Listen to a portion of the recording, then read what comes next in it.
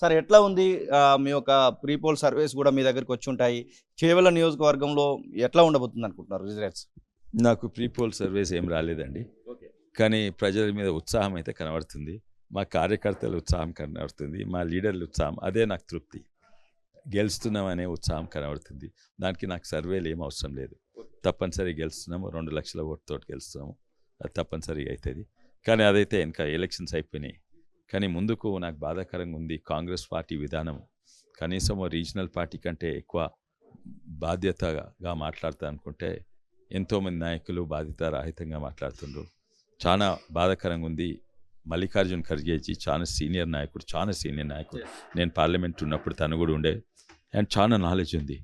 కానీ ఆ నాలెడ్జ్ నేర్చుకున్నదాన్ని తుంగలో తొక్కి ఉత్తనే రాజకీయ వనప్మెన్షిప్ కొరకు మాట్లాడుతున్నట్టు అనిపిస్తుంది. లేకుంటే మర్చిపోయిండా? ఎందుకంటే తను కూడా గ్రాస్ రూట్ లెవెల్ నుంచి మీదికి వచ్చిండు.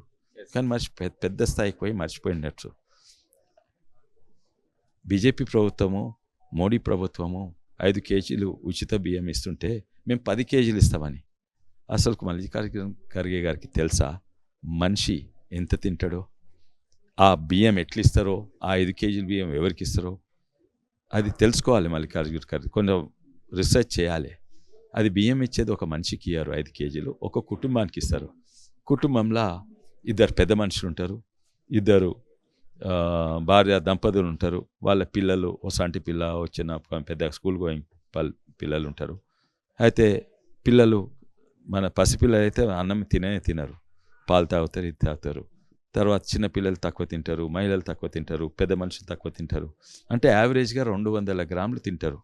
ఆయనకు తెలియదు 200 గ్రాములు ఒక యావరేజ్గా మనిషి తింటే ఇంటూ 365 అంటే అది 73 కేజీలు ఏడాదికి తింటారు ఒక యావరేజ్ మనిషి.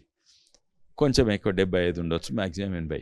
వీళ్ళేమంటారు, మేము 10 కేజీలు నెలకి ఇస్తాము, 10 × 12 అంటే 120 కేజీలు ఇస్తారు. ఏం చేస్తారు? అవసరం లేనిది కూడా నోట్ల కుక్కుతారా? ఎవరికి లాభం ఇది? దాంతో ఏం చేయాలి? అసలు మన భారతీయులు, మన ప్రజలు ఏం తింటుండ్రో వాళ్ళకి సోయి లేకుంటే agriculture policy, food security policy ఎట్లా చేస్తారు? వాళ్ళ ఇటువంటి ప్రభుత్వం వస్తే ప్రజలు ఏం తింటారో కూడా తెలియదు. నిజంగానే దేశం నాశనం అయిపోతుంది.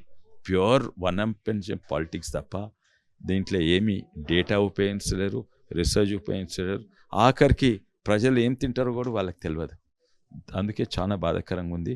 ఓ బాధ్యతారాహితంగా ఇట్లా మాట్లాడితే ప్రజలు ఎవరు ఒప్పుకోరు. అసలైన తొలి వెలుగు. ఫాలో వాట్సాప్ @తొలి వెలుగు official.